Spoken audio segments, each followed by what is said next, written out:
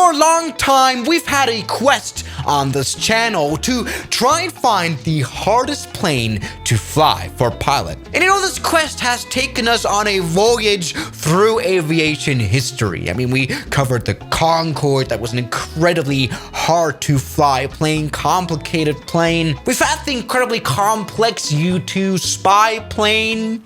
That one was incredibly bad to handle, probably the worst handling plane ever. But still, that was nothing compared to the Wright Flyer we only talked about recently. The worst plane ever that took that seriously, but only flies a few feet before it dies. Great. Anyway, in this series, it might finally time to talk about the Spirit of St. Louis. The plane that's famous for having no windshield. Like, you cannot see out of it. It's quite ridiculous. It's been added recently in the 40th year anniversary of Microsoft to the sim. You know, next to, of course, the Wright Flyer and the DC-3 and all the A310 as well. You know, ever since this 40th year anniversary, the Flight Simulator basically has become a history museum. Really amazing, honestly. We can finally take a look at this incredibly dumb plane. Great. I mean, we can take a bit of a look into the cockpit.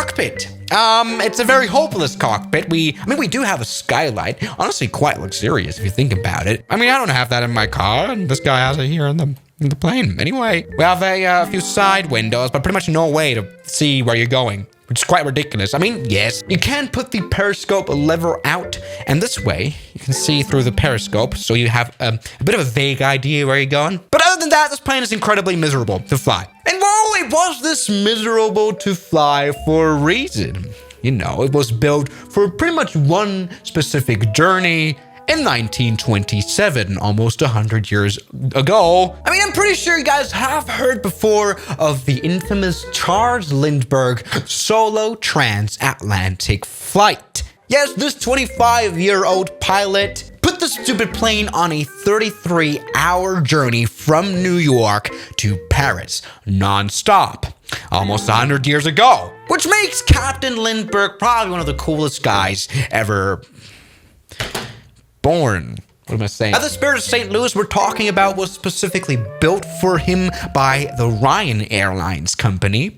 It was literally called that. Basically, what they did was take a Ryan M2, a pretty sturdy plane by them, and modified it so that it could fly this long journey. And within this modification, they had to build this plane so that it had the least weight and the least drag possible. So that's why they removed the windshield. No drag. Well, a bit of drag, very smooth flight surfaces, gives you incredibly long range. Yes, indeed, Charles was so crazy on the weight saving. I mean, he even cut out parts of maps that he wouldn't need in order to save those few grams. And no breakfast either. Anyway, come on, let's maybe try to start this plane up. And it's incredibly Spartanic in its systems as well. Look, I mean, okay, I really have no idea how to do anti-icing. At least we have that, Jesus. All right, come on, this is the magneto switch here. We can just put it to both right there. And here we go, the fuel valves, they're open. Let me go and prime the engine a bit. There we go, just a little bit. Right, all right, and now come on, let's go ahead and hand prop the engine. Yes. Yes, I've started up the Spirit of St. Louis. Great. This is a tail dragger, of course, so let's go ahead and move it here. We are not at Roosevelt Airfield of New York.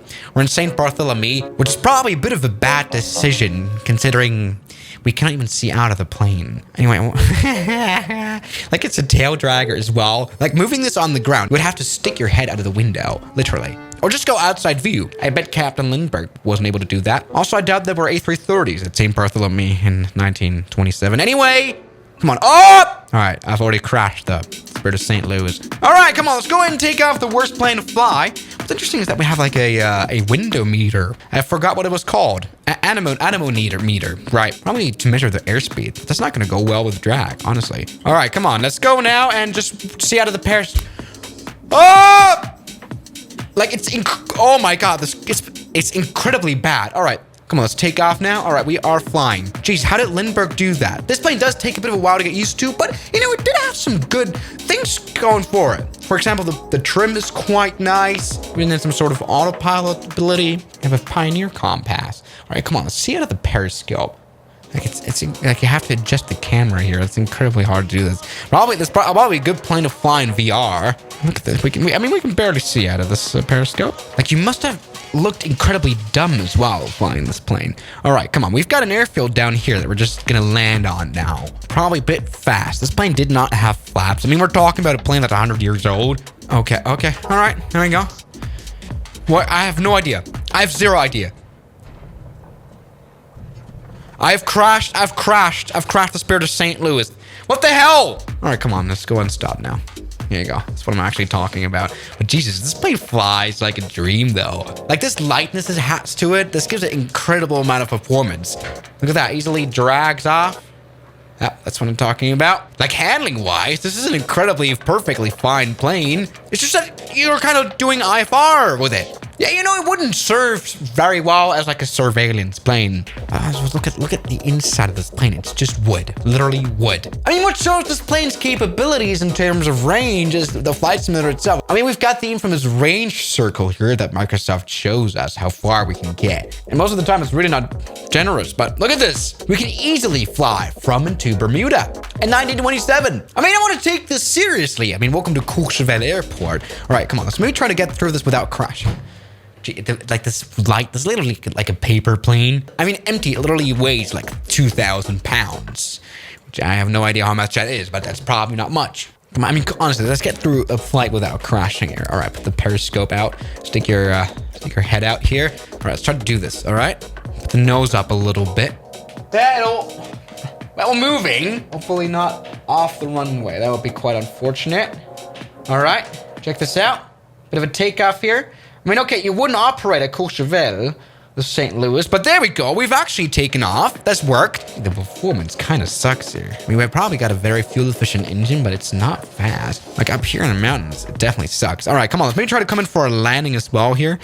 It's hard. Where's even the runway? I think I find it. I think it's, is it that? Is it there? I think it might be just there. You can see the runway here. Come on, gain it some more speed, please. Jesus Christ, it's hard to even get up this mountain. All right, it's right there. Like, this plane makes you just want to go to outside view. It's crazy. All right, come on. Jesus, it's scary. Like, at least if you got like GPWS call out, if you could be able to see how high you are. You don't even get the dimensions. Of course, you've got no peripheral vision or anything at all. No 3D. All right, that's worked. Please. Oh God, I've not crashed to St. Louis for once. That's I feel quite good. That is a high accomplishment. I mean, I wonder if today this plane would in any way get any certificate for flying. I mean, according to FAA regulations. I mean, look at this. There we go. Literally crashing this plane on the runway. We stalled it out. Yeah, this engine is not powerful. Plane flies quite lovely normally, but there we go.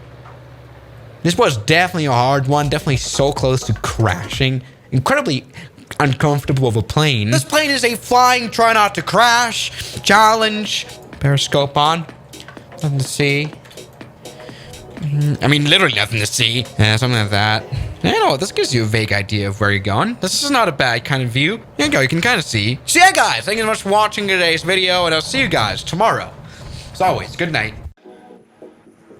Well, thank you so much to all the people who give me lots of monies, like Mariana, Ragings, Junk in the Trunk, Mike, John O'Brien, Derek, Matt, Sleepy Boy, Kelly Chaos, Ryland Williams, New York, Shadow, Ignuana, and Moritz Bohausen.